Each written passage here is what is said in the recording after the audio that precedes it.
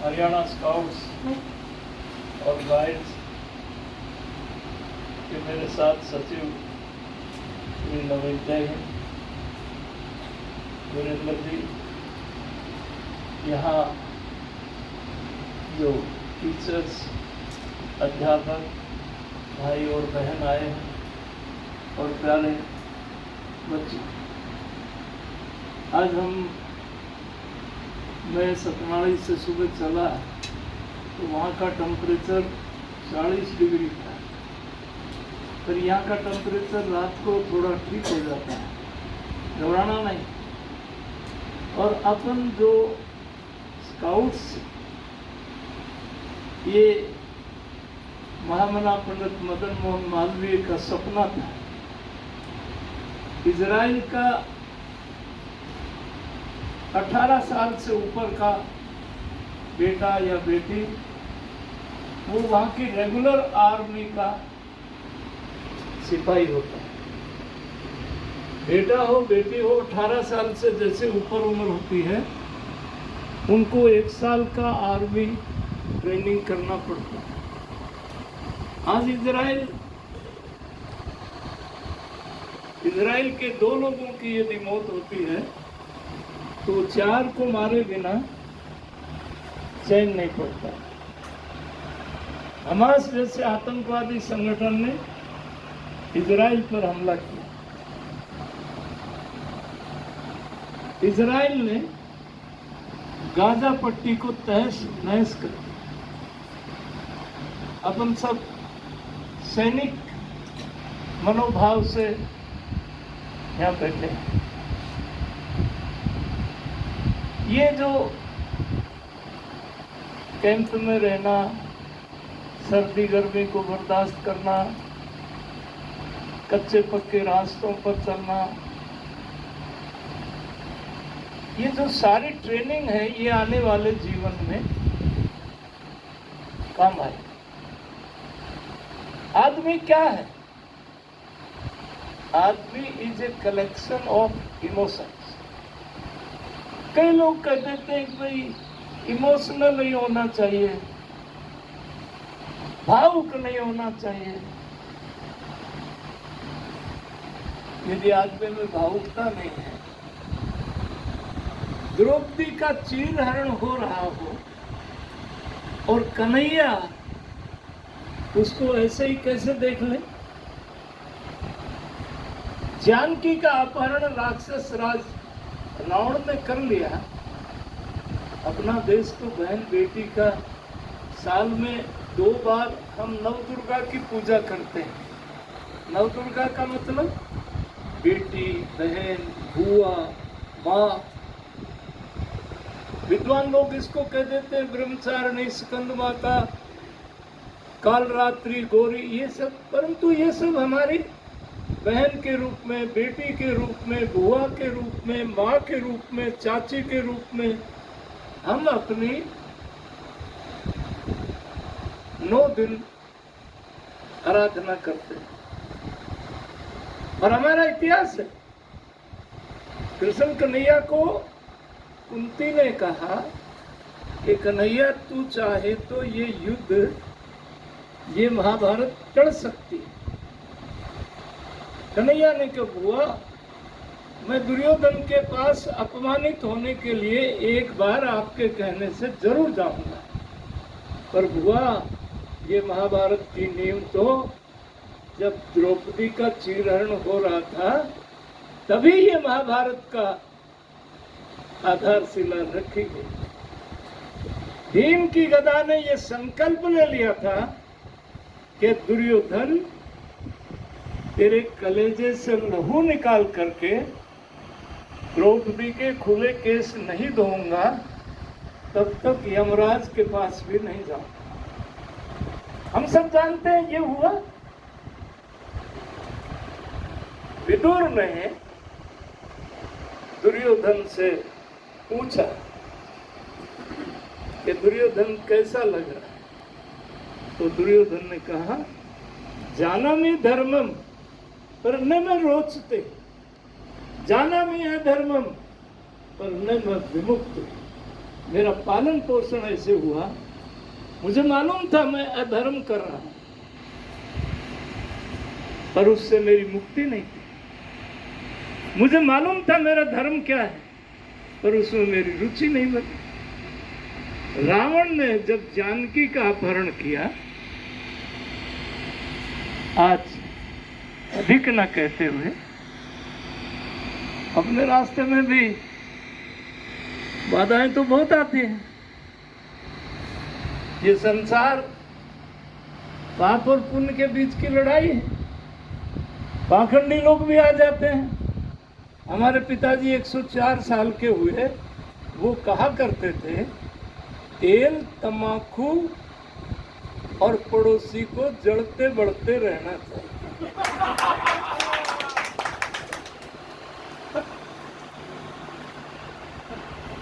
ग्रंथ साहब ने कहा है, गुरु ग्रंथ साहब हमारा बहुत,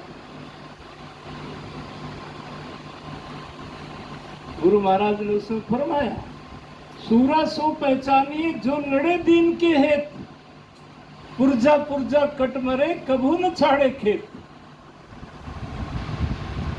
तो हम ऐसे गुरुओं के शिष्य हैं।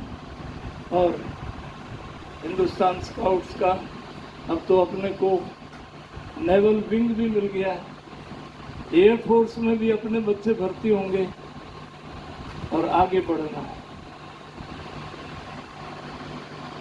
यूं तो लोग एक पांव से भी चलते हैं, यूं तो लोग एक पांव से भी चलते हैं, पर दूसरा पांव भी साथ दे तो और बात है। हम भी साथ चले, तुम भी साथ चले, तो कुछ और बात है।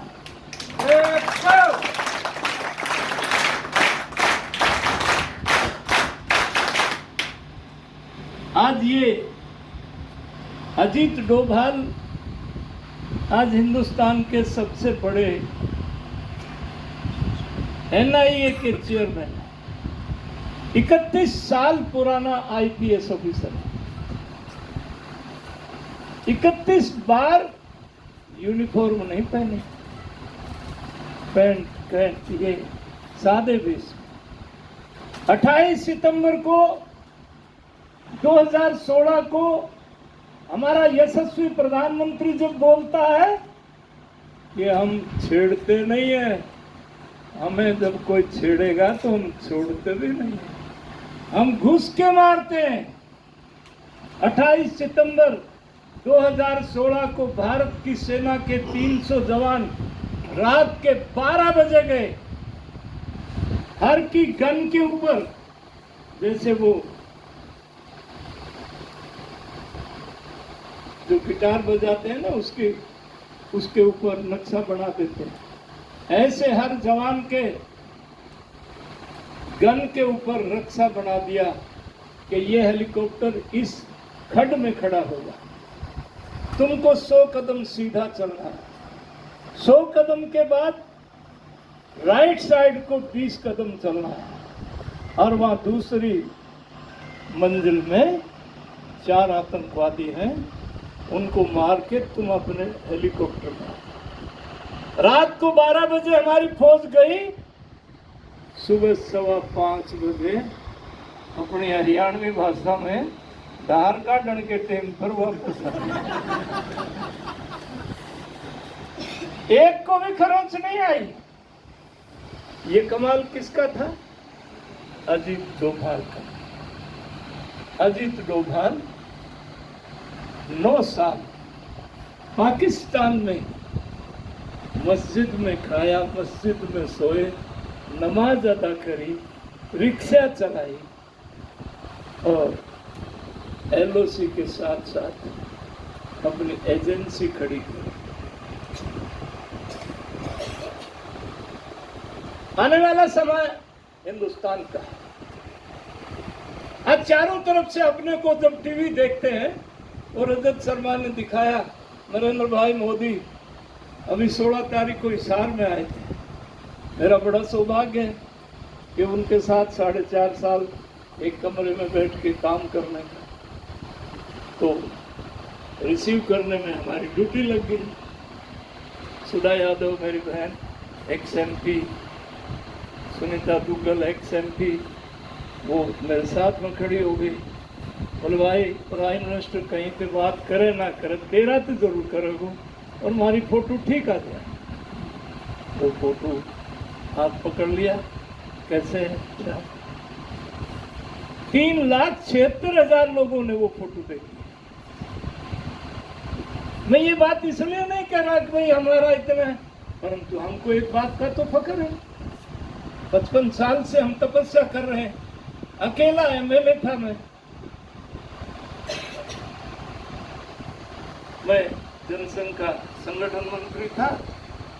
तो 75 में उन दिनों में कोई पूछता नहीं था, क्योंकि CID हमारे गैर हंडा करती और लाला रामेश्वर दास गुप्ता जी के हमारे जिला के अध्यक्ष थे।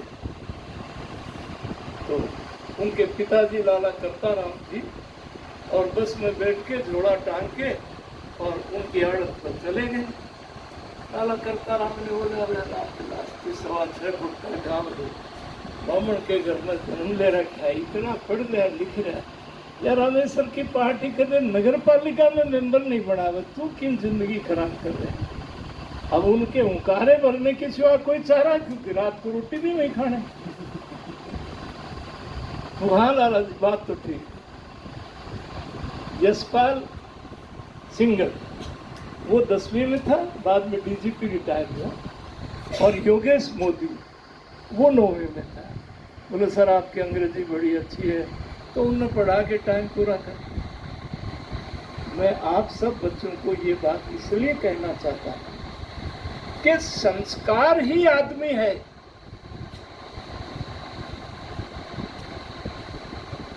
संस्कार ही हमारा, जब जानकी का हरण होता है तो राम जी पेड़ से पूछते हैं, लता से पूछते हैं, लक्ष्मण को बात वर्ली, हाय सीते हाय सीते, और जानकी की खोज में हनुमान जी को भेजा। हनुमान जी जैसा भक्त भी नहीं देखा। हनुमान जी रावण के सैन्य कक्ष में पहुंचे। जानकी बंदर है तो एक मकान में कूदे, दूसरा में विभीषण के मकान में तुलसी का वृंदा देखा और वहां राम जी लिखा देखा, वो में डाक मारी। जब कोई अपना असली रूप छिपाना चाहता है, पांडवों को अज्ञातवास में रहना पड़ा तो जनेऊ पहन लेते हैं। हनुमान जी भी लंका में जनेऊ पहन के गए। तो विभीषण ने सोचा कि ये कोई विप्र है, ये कोई रामदूत है, बाता में लगाए। हनुमान जी ने कहा तू मेरे को ये बता जानकी कहाँ है? बोले मैं आपको साथ ले चल। बोले नहीं, लंका में रोड़ा नहीं मचाना है, मेरे नाम की आज्ञा है कि जानकी का पता लगा क्या। फिर अशोक हुआ, दीनहीन जानकी एक वेणी अशोक वृक्ष के नीचे अश्रु बह रहे, हनुमान जी पेड़ के ऊपर, और सुबह सुबह रावण आता। रावण राक्षस था हर तरह से, परंतु जानकी कैद में है रावण की, बिना मंदोदरी के जानकी से रावण कभी मिला।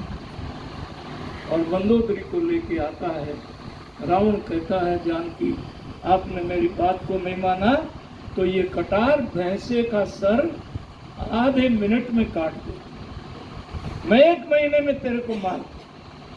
सीता भी एक तिनके की ओट लगा के कि तुझे रघुवीर के बाण के तीखापन का पता नहीं।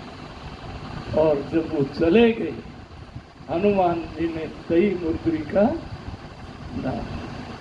सीता जी इतनी विहल विकल थी, उसने कहा कि ये तो करुणा निधान की मुद्रिका है।